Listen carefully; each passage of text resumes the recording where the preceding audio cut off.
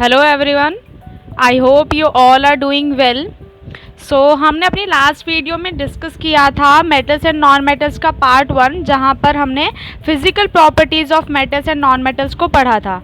अब यहाँ पे पार्ट 2 है, जहाँ पे हम केमिकल प्रॉपर्टीज़ पढ़ेंगे मेटल्स और नॉन मेटल्स की, और मेनली हम यहाँ पे उसके साथ साथ उनके यूजेस भी पढ़ेंगे। सो वीडियो को ध्यान से देखिएगा। कोई भी डाउट हो, कोई भी क्वेरी हो आपको, तो आप कमेंट सेक्शन में अपने फीडबैक्स दीजिएगा और मैं उसके आंसर देने की पूरी कोशिश करूँगी। Thank you so much. So start करते हैं chemical properties of metals and non metals. सबसे पहले बात करते हैं रिएक्शन विथ ऑक्सीजन की। तो metals react with oxygen to form basic oxides. Metals जब रिएक्ट करते हैं ऑक्सीजन के साथ, तो जब रिएक्शन हो जाती है तो वो उस मेटल का ऑक्साइड बन जाता है, और वो ऑक्साइड नेचर में बेसिक होता है। इट मीन्स कि वो क्या करेगा, रेड लिटमस पेपर को ब्लू में चेंज कर देगा, वो बेसिक प्रॉपर्टीज़ को शो करेगा। एग्जाम्पल के लिए सोडियम है, सोडियम एक मेटल है, वो जब रिएक्ट करेगा रूम टेम्परेचर पे, क्योंकि सोडियम बहुत रिएक्टिव होता है, रूम टेम्परेचर पे वो जो एयर के ऑक्सीजन है उसके साथ रिएक्ट कर जाएगा। अब रिएक्ट करने के बाद वो क्या बना लेगा, सोडियम ऑक्साइड, और अगर हम उसको टेस्ट करें तो वो क्या होगा, बेसिक होगा सॉल्यूशन में। इसीलिए हम सोडियम को और पोटेशियम को केरोसिन में स्टोर करते हैं ताकि वो ऑक्सीजन के साथ रिएक्ट ना करें। यहीं पे दूसरा एग्जांपल है मैग्नीशियम। मैग्नीशियम रिबन की फॉर्म में होता है, वो अगर रिएक्ट करेगा ऑक्सीजन के साथ तो क्या बना लेगा, मैग्नीशियम ऑक्साइड, और ये मैग्नीशियम ऑक्साइड भी क्या होगा, बेसिक होगा नेचर में। कोई आयरन ऑब्जेक्ट अगर हम छोड़ देते हैं ऊपर, जहाँ पे कि एयर भी है और एयर में मॉइस्चर भी होता है, हमें पता ही है, वो उस मॉइस्चर के साथ में क्या कर लेता है, जितना ज़्यादा उसे एयर में मॉइस्चर मिलेगा, ऑक्सीजन मिलेगा, वो उतनी जल्दी रस्ट बन जाता है, जंग लग जाता है, हमने देखा हुआ है। तो इट मीन्स कि जितने भी मेटल्स हैं वो क्या करेंगे, ऑक्सीजन के साथ रिएक्शन करेंगे और रिएक्ट करके बेसिक ऑक्साइड्स बना देंगे। अब रस्टिंग के टाइम पे होता क्या है, तो पहले तो हमने पढ़ा हुआ है अपनी जूनियर क्लासेस में भी। रस्टिंग ऑफ आयरन के टाइम पे क्या होता है, आयरन मेटल जो है वो ऑक्सीजन के साथ जुड़ता है, और हमारी एयर में क्या होता है, ऑक्सीजन के साथ साथ दूसरी गैसेस भी होती हैं और वाटर वेपर भी होता है। जब ये सारी चीज़ें मिलेंगी आयरन ऑब्जेक्ट को, तो वो क्या बना लेगा, आयरन ऑक्साइड और आयरन हाइड्रोक्साइड, ये दो चीज़ें बनेंगी। आयरन ऑक्साइड और आयरन हाइड्रोक्साइड को रस्ट कहा जाता है, जंग कहा जाता है। जो दिखने में कैसा होता है, रेड ब्राउन कलर, जो जंग लगा हुआ होता है वो किस कलर का होता है, देखा हुआ है ना सभी ने, रेड ब्राउन कलर का होता है, और काफ़ी ज़्यादा सॉफ्ट हो जाता है। आयरन ऑब्जेक्ट्स को वो एकदम सॉफ्ट कर देता है। तो आयरन ऑब्जेक्ट्स एकदम सॉफ्ट भी हो जाएंगे, साथ के साथ उनकी प्रॉपर्टीज़ जैसे कि मैग्नेट को अपनी तरफ अट्रैक्ट करने की प्रॉपर्टी, ये सब भी ख़त्म हो जाती है। इसीलिए हम सब ने देखा हुआ है कि जितने भी हमारे ऐसे ऑब्जेक्ट्स हैं जो डायरेक्ट एयर के प्रेजेंस में आते हैं, हम उसको पेंट कर देते हैं ताकि वो उसके मॉइस्चर की वजह से ख़राब ना हो सके।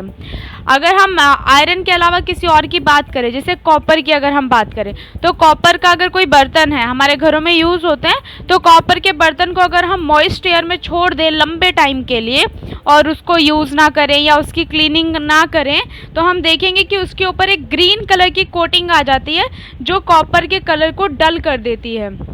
वो जो ग्रीन मटेरियल है वो कॉपर कार्बोनेट होता है, क्योंकि जब कोई कॉपर का ऑब्जेक्ट डायरेक्टली एयर के प्रेजेंस में रहता है या जहाँ पे काफ़ी मॉइस्चर है ऐसी जगह पे रहता है, तो वो धीरे धीरे रिएक्ट करता है कार्बन डाइऑक्साइड से और वाटर से, और क्या बना देता है, कॉपर हाइड्रोक्साइड और कॉपर कार्बोनेट। लिखी हुई है ना नीचे रिएक्शन, कॉपर है, वाटर है एयर में, कार्बन डाइऑक्साइड भी है एयर में, और ऑक्सीजन भी। वाटर, कार्बन डाइऑक्साइड और ऑक्सीजन, ये तीनों चीज़ें एयर से मिल जाएंगी तो क्या बन जाएगा, कॉपर हाइड्रोक्साइड और कॉपर कार्बोनेट। और ये क्या है, रस्ट है कॉपर का। अगर कोई सिल्वर ऑब्जेक्ट है उसको हम एयर में रख दें, देखा होगा आप सबने, घर में अपनी मम्मियों को पायल वगैरह पहनती हैं या कोई सिल्वर ऑब्जेक्ट के ज्वेलरी पहनती हैं या सिल्वर ऑब्जेक्ट्स रखे हुए हैं, तो थोड़े टाइम बाद वो काले पड़ जाते हैं। क्यों? क्योंकि वहाँ पे सिल्वर का सल्फाइड बन जाता है। हमारी एयर में सल्फर भी होता है, तो वो क्या होता है, हाइड्रोजन सल्फाइड जो हमारे एयर में प्रेजेंट है वो हमारे सिल्वर के साथ रिएक्ट करता है और सिल्वर सल्फाइड बन जाता है। फिर हम उसको क्लीन करके वो लेयर हटा देते हैं। हैं। लेकिन जैसे गोल्ड हो गया, तो गोल्ड क्या है, इतना रिएक्टिव नहीं होता, हाईली अनरिएक्टिव है, ये जल्दी रिएक्ट नहीं करता है एयर के साथ या वाटर वेपर के साथ या दूसरी गैसेस के साथ। तो इसी वजह से गोल्ड के ज़्यादातर ज्वेलरीज बनाई जाती हैं। बट कुछ टाइम बाद गोल्ड की ज्वेलरीज भी क्या हो जाती है, थोड़ी सी डल हो जाती है, तो उसकी क्लीनिंग की जाती है। क्लीनिंग के टाइम पे क्या किया जाता है, उसकी अपर मोस्ट लेयर पे जहाँ पे रस्ट बना था, जहाँ पे दूसरे मेटल का ऑक्साइड बन गया था, उसकी लेयर को क्या कर दिया जाता है, हटा दिया जाता है। तो नीचे से सिर्फ गोल्ड की लेयर हमें दिखाई देती है, जो कि अब बहुत ही शाइनी होती है। अब अगर हम नॉन की बात करें, तो नॉन मेटल्स ऑक्सीजन के साथ रिएक्ट करते तो हैं, लेकिन वो बेसिक ऑक्साइड्स नहीं बनाते हैं, एसिडिक ऑक्साइड्स बनाते हैं। हमने अपनी 7th क्लास में एसिड रेन पढ़ा था। तो एसिड रेन किससे बनता था, सल्फर के ऑक्साइड से, नाइट्रोजन के ऑक्साइड से या कार्बन के ऑक्साइड से पढ़ा था, नाइट्रिक ऑक्साइड जो होते हैं।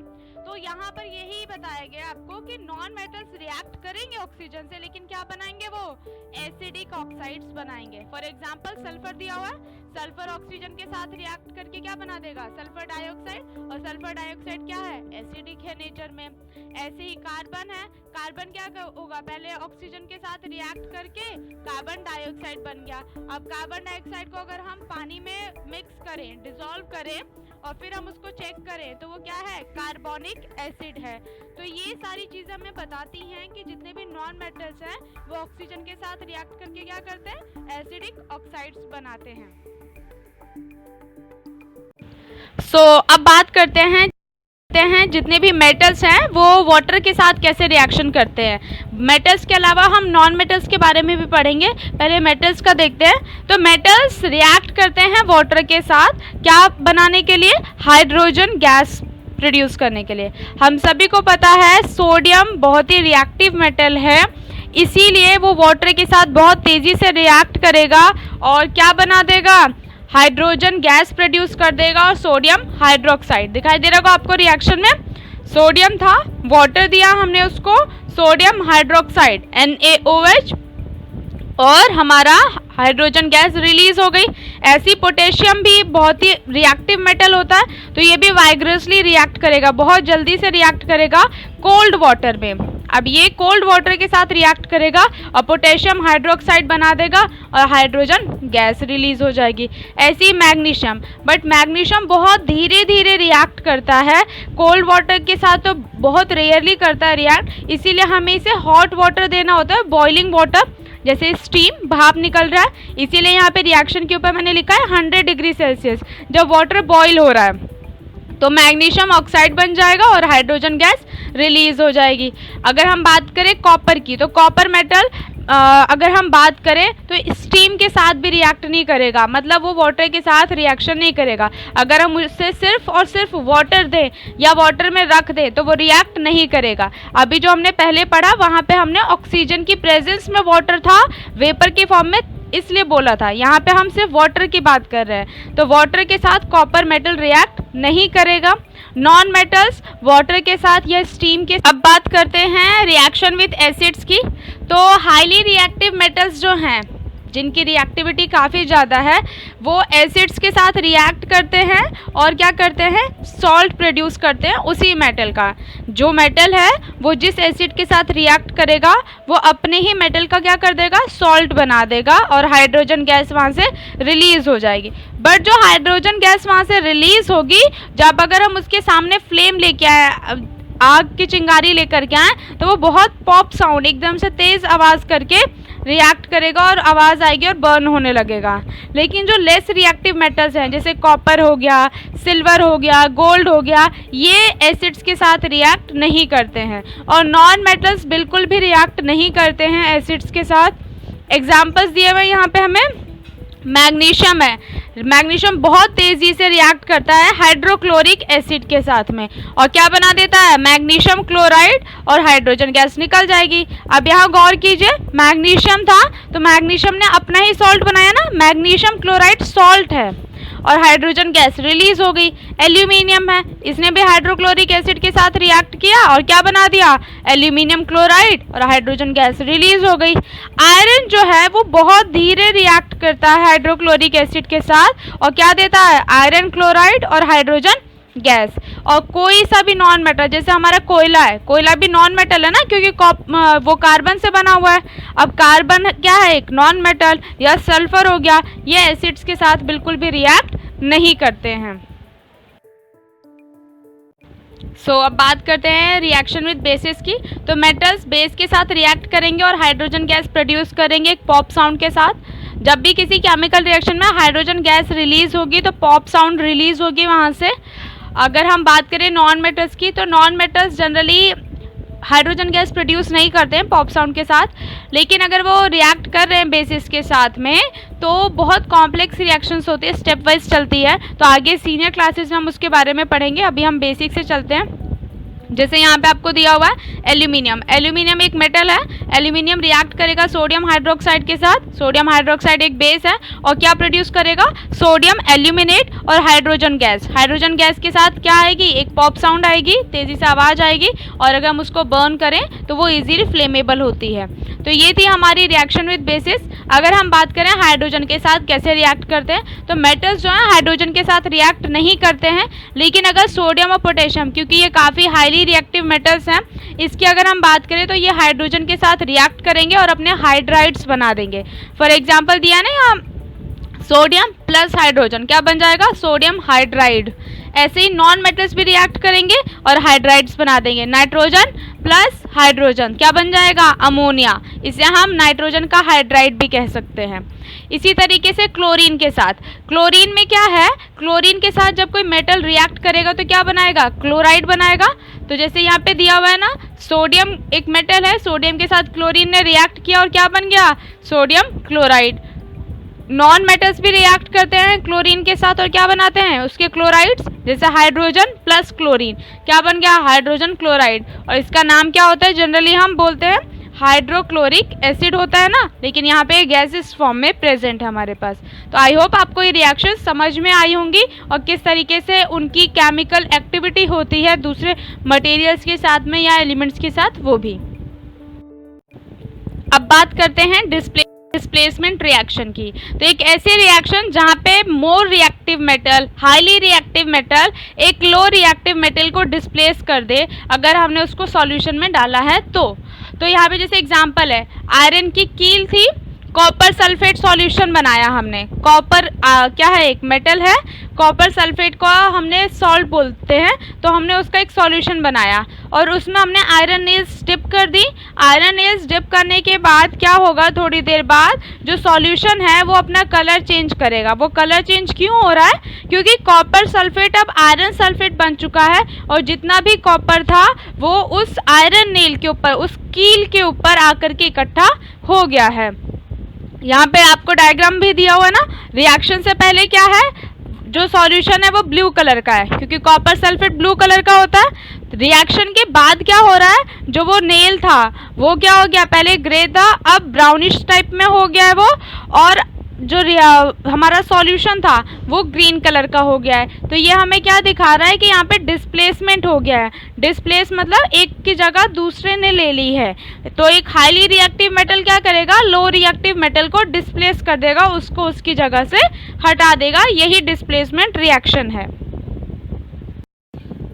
यहाँ पर देखिए कुछ एलिमेंट्स हैं, मेटल्स और नॉन मेटल्स मिक्स हैं यहाँ पे। तो यहाँ पे आपको बताया गया है रिएक्टिविटी कि कौन कितना ज़्यादा रिएक्टिव होता है।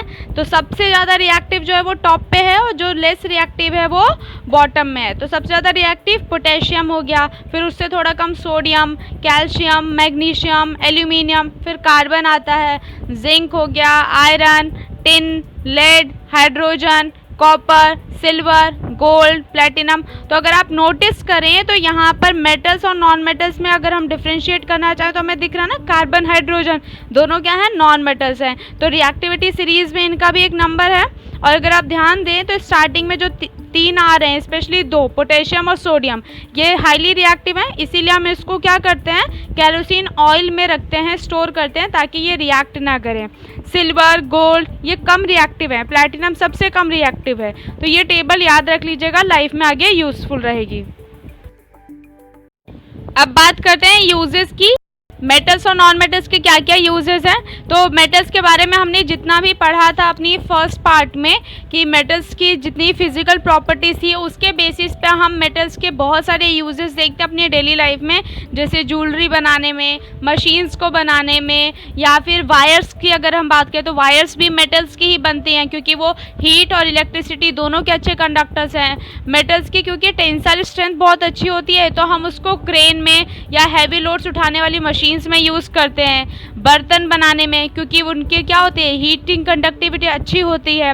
और भी बहुत सारे यूजेस हैं मेटल्स के हमारे डेली लाइफ में। मरकरी एक मेटल है, लिक्विड मेटल, जिसको कि हम थर्मोमीटर्स में यूज़ करते हैं। इसी तरीके से अगर अब हम बात करें नॉन मेटल्स की, तो नॉन मेटल्स भी काफ़ी यूज़फुल है हमारे लिए। सबसे पहले तो जैसे कि हमारा ऑक्सीजन है, ऑक्सीजन लाइफ देता है हम सभी को क्योंकि हम इसको अपने रेस्पिरेशन के लिए यूज़ करते हैं, ये एक नॉन मेटल है। नाइट्रोजन, फॉस्फोरस जैसे नॉन मेटल्स किस लिए यूज़ होते हैं, फर्टिलाइजर्स बनाने के लिए ताकि अच्छी सी ग्रोथ हो हमारे प्लांट्स की। ग्रेफाइट एक कार्बन का एलोट्रॉप है, कार्बन क्या है, एक नॉन मेटल। तो ग्रेफाइट के बारे में हमने पढ़ा था अपने फर्स्ट पार्ट में कि ये इलेक्ट्रिसिटी का एक अच्छा कंडक्टर है, इसीलिए हम इसको इलेक्ट्रिकल सेल्स में यूज़ भी करते हैं, या जो हमारी ड्राई सेल्स आती हैं उसमें भी यूज़ करते हैं, अपनी पेंसिल्स में भी यूज़ करते हैं हम ग्रेफाइट का। इसके अलावा डायमंड, डायमंड भी कार्बन का ही एक एलोट्रॉप है, इसको हम ज्वेलरी बनाने में यूज़ करते हैं ना, कार्बन काफ़ी महंगा आता है, एक जेम की तरह यूज़ किया जाता है इसे। सल्फ़र की बात करें, सल्फ़र का यूज़ होता है डाई बनाने में। मैच बॉक्सेस, जो हमारी माचिस की तिलियाँ होती हैं तो उसके ऊपर जो मसाला लगा हुआ होता है वो सल्फ़र का होता है। फायरवर्क्स, गन पाउडर, इन सबको बनाने के लिए किसका यूज़ होता है, सल्फ़र का। मतलब कि जो हमारे पटाखे बनते हैं वो इसके ही बनते हैं ज़्यादातर केसेस में। इसके अलावा क्लोरीन पानी को साफ़ करने के लिए, जर्म्स को किल करने के लिए भी यूज़ होता है। हमारा आपने देखा होगा ना, नमक की पैकेट पे लिखा रहता है आयोडाइज्ड सॉल्ट, तो आयोडीन मिक्स होता है, वो आयोडाइज्ड होता है, तो उससे हमें जो हमारी थ्रोट की डिसीज़ होती है, गॉइटर जिसे कहा जाता है, वो होने के खतरे कम हो जाते हैं। टिंक्चर आयोडीन, आयोडीन की एक फॉर्म है जिसको कि हम मेडिकल में यूज़ करते हैं। जब हमें कोई चोट लग जाती है तो एक सॉल्यूशन लगाया जाता है ना, क्रीम, वो टिंक्चर आयोडीन होता है। फॉस्फोरस की बात करें तो सल्फ़र और फॉस्फोरस इन दोनों को मैच स्टिक्स बनाने के लिए यूज़ किया जाता है, माचिस की तिलियाँ बनाने के लिए। रेड पॉइजन्स में भी फॉस्फोरस यूज़ किया जाएगा, और अभी फर्टिलाइजर्स में हमने पढ़ाई। तो ये कुछ यूजेस थे मेटल्स और नॉन मेटल्स के। वैसे बहुत सारे यूजेस हमारी एवरीडे लाइफ में मेटल्स और नॉन मेटल्स के। आप जैसे जैसे अपने आसपास चीज़ों को देखोगे आपको समझ में आएगा कि हाँ, मेटल्स और नॉन मेटल्स दोनों पे ही हमारी लाइफ डिपेंडेंट होती है। एंड आई होप आप सबको ये चैप्टर समझ आया होगा। इनकेस कोई क्वेरी है, कोई फीडबैक देना है आपको, तो कमेंट सेक्शन में ज़रूर दीजिएगा। चैनल को सब्सक्राइब कीजिएगा, वीडियो पसंद आए तो लाइक एंड